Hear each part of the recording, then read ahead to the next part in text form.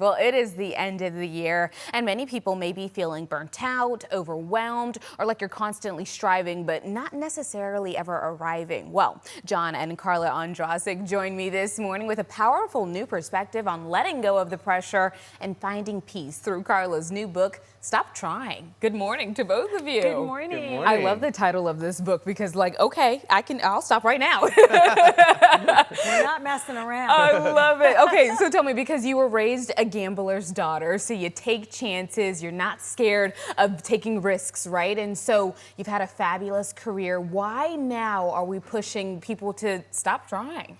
Because I'm seeing a lot of trying, you know, especially our younger generation with everything coming so easily, which is great. We've got the internet and everything, but it develops more of a mindset of, well, I'll give it a try and I'll go on to the next thing if it doesn't work.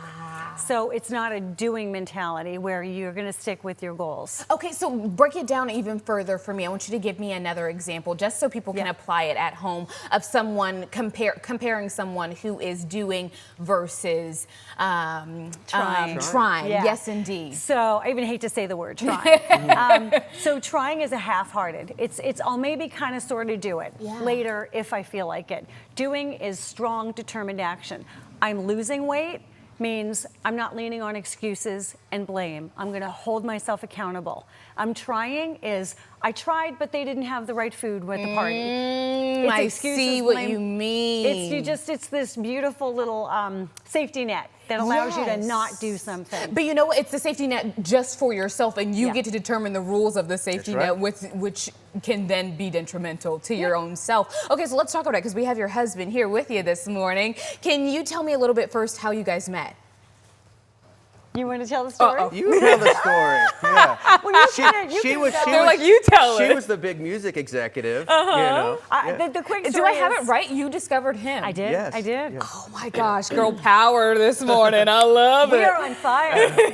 I heard his voice through the wall. Literally, his voice through a wall. I was at Motown Records pitching songs, and I said, wow, what a voice. It's so unique. I can work with that. I can get that on the radio.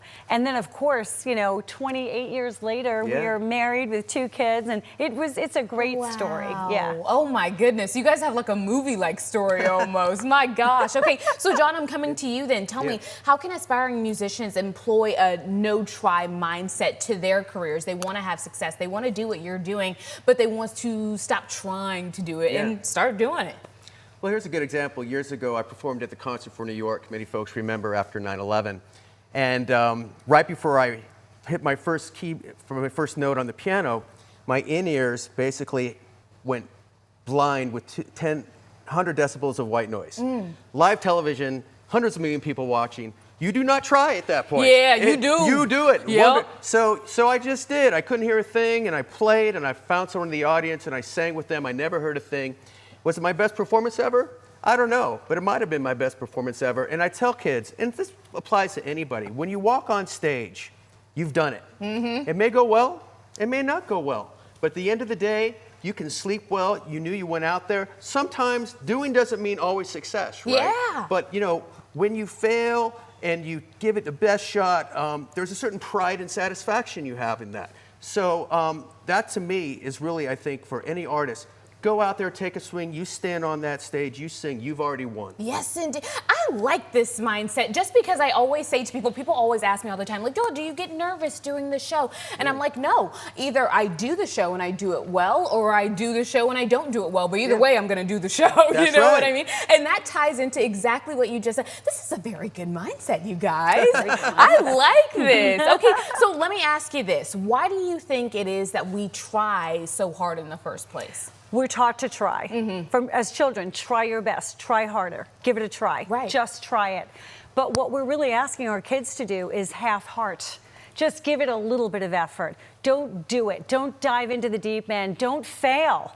You know, just try it. Yes. And it allows that escape clause. That's why. And we try because we fear failure. We fear success. We hate to say no. So we say, I'll try to do it instead of, I'm not going to do this. Ooh, that's a good point as well. Oh, y'all are preaching this morning because it is so hard, especially when someone says, oh, do you want to do this weekend? And it can be fun things too. Yeah. And you're like, oh, I'll try and make it when you know deep not gonna down be in there. your heart that you don't want to go. It's And kinder. It's kinder to say no. I just can't tell make it. them the truth. That's Yeah. right. There Yeah. you That's go. right. You Yeah. guys, there's a lot of really good tips in this book. Now, as we go into 2026, everybody wants a New Year's resolution, right? How do we apply this? Stop trying to those New Year's resolutions. Yeah, the first thing I say is take the S off of resolutions and pick one thing that you are willing to do to build in accountability. It's like your previous guest that was on the show said, pick one small thing and do that thing. Don't try it, don't half-heart it. And you know what? If it's drinking more water, say, I'm going to drink 1 glass of water when I wake up this morning, and just do that. Yep, don't say try. I'm going to drink more water all day or 8 glasses of water. Don't try to drink your glass of water.